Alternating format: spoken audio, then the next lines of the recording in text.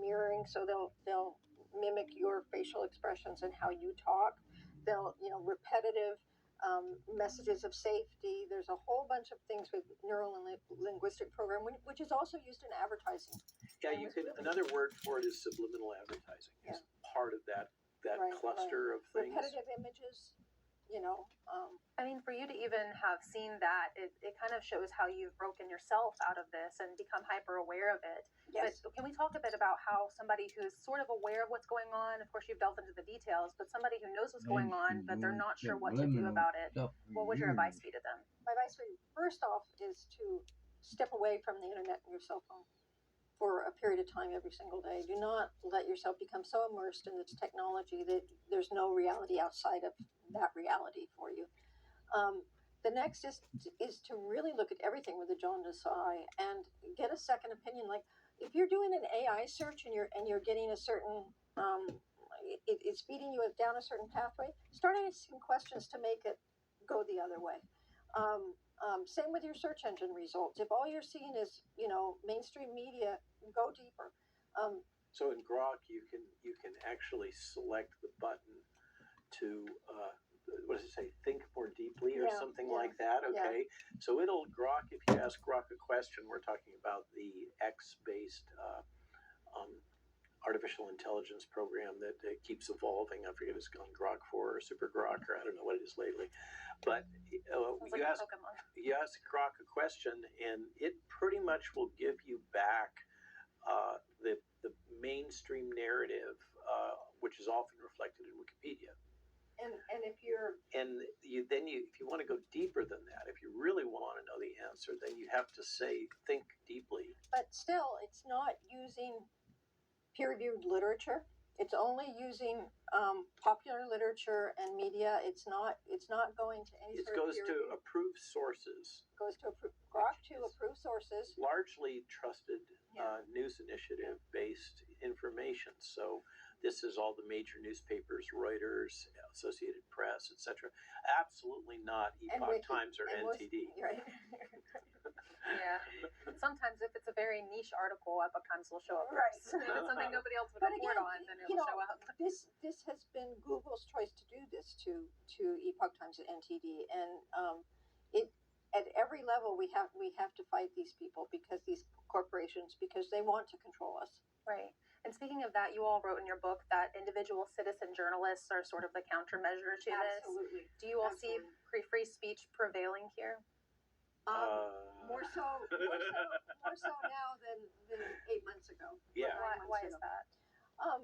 Because Trump completely upended the censorship industrial complex. He has torn it apart. And USAID, he's gone. The DHS-CISA, which was the arm of the censorship for the government, that's gone. The FBI has an initiative to go after the COVID origins and find out what really happened. And they actually came to our farm a few weeks ago and interviewed for a good 4 to 5 hours about this. Government officials. Yeah, FBI officials. Friendly ones. But I want to go back a little bit to what can people do, because I think this is a super important question. Part of the purpose of the book is, yes, it's a personal exploration because we've been subjected to so much of this technology over the last 5 years by dissenting from the approved narrative concerning COVID and the vaccine products, etc., early treatment. But there's that of just trying to process and make sense of what we've experienced. But really the book is intended for the reader to be a source of information and learning. It's, we're both academics. That's a cell phone. And so, yes, sometimes it ends up sounding a little scholarly. There's lots of references in there. But if you work through the book or the audio version, a lot of people like the audio version. And that doesn't mean cover to cover, but you pick out the chapters that you find interesting. What'll happen is you'll become more like Jill. Your eyes will be open. You'll be able to see a lot of these types of manipulations. And then as they're coming at you, you can process that information and be better prepared to see what's behind it. What are the real push issues that are driving these things. And we'll continue this discussion right here on the Capitol Report tomorrow night. And that's all we have for you tonight on the Capitol Report. For round-the-clock original news coverage, visit us at ntd.com/live or download our NTD app. From the nation's capital, I'm Jack Bradley. Have a nice evening. We'll see you right back here tomorrow.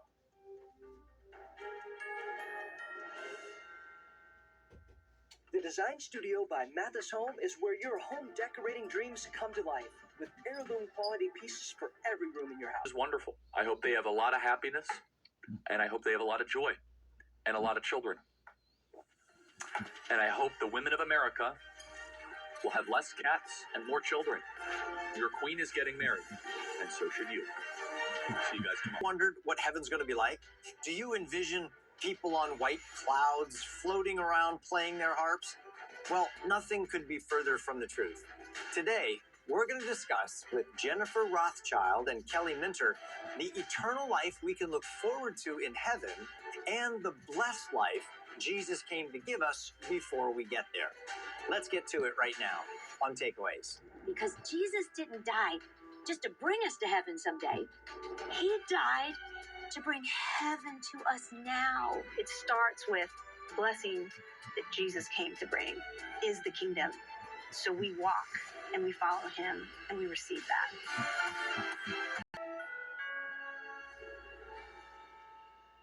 New cinnamon frosted flakes are finally here. Are they contagious? I don't think so. Contract the rainbow. Taste the rainbow.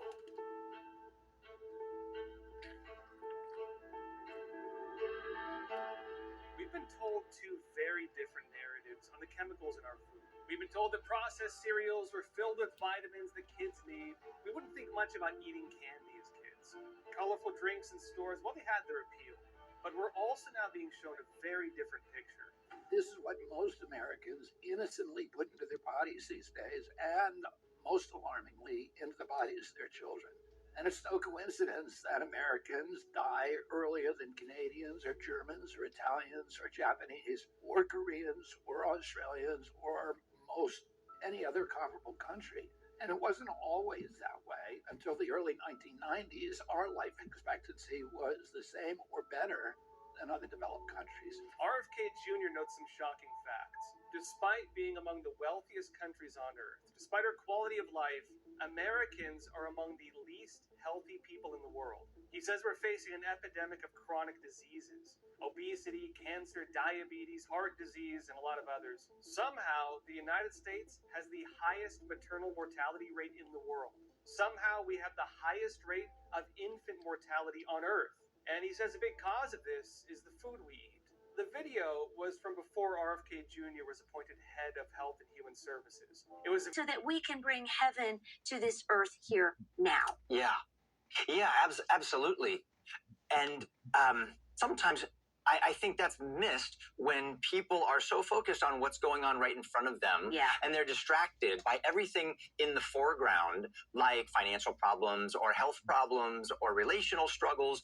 And yet, if we take the long view, there is a backdrop that God has laid, and it's the story of history, and it's the story of the gospel and of grace and of never-ending life for those who love him.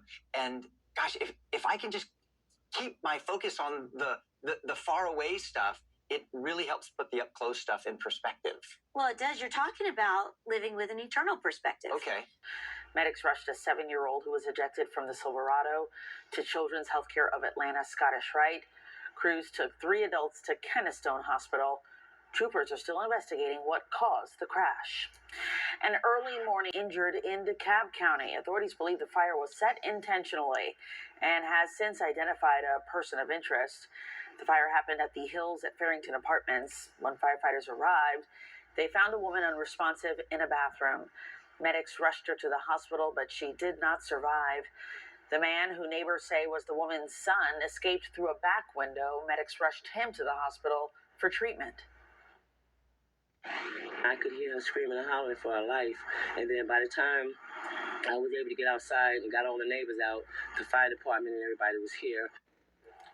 Authorities say the fire displaced 3 families. They have not yet released the name of the person of interest or the identities of the woman killed and the man injured. DeKalb police ask anyone with information to call them. Also in DeKalb County, a suspect is dead after reports of a break-in and a SWAT standoff. Police were called to the 4900 block of Truett Lane around 11:15 this morning for reports of a break-in involving an armed person. Investigators tracked down a person of interest to a nearby home. The SWAT team and bomb squad were both called to try to get that suspect to surrender. Police later found the person dead from an apparent self-inflicted gunshot wound. New tonight, a local police agency hopes to use new technology to crack cases. Brookhaven police can now determine if a firearm was used in multiple crimes. Fox 5's Denise Dillon is live in Brookhaven for us tonight, and you found out, Denise, more about how this works.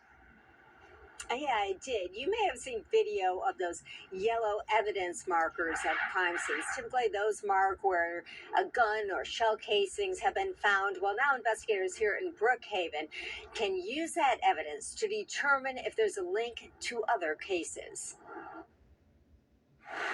The weapon we're test firing today is just a 9mm Glock. When a gun is recovered from a crime scene, Brookhaven police investigators will test fire it. The shot will leave unique microscopic marks on the shell casing, almost like a fingerprint that can help solve crimes. That's how they're able to make those connections between a crime that possibly took place, a few days ago, a few months ago, to that specific firearm. Digital images of spent shell casings from crime scenes can be entered into the National Integrated Ballistic Information Network database, run by the ATF, to see if that same gun was used in other crimes. It allows the comparison between a spent shell casing, weapons, to potential crime scenes, not just here in Brookhaven, but across jurisdictions as well. Brookhaven just acquired this system a few months ago and say it has already developed dozens of leads, including linking a homicide here in the city to an aggravated assault case in Norcross. Brookhaven PD is one of the few local agencies that has this technology, and they say it helps solve crimes faster. Previously, like most agencies, they would send evidence to the GBI. We can get results in real time versus waiting months, possibly years down the road because the GBI is so backed up.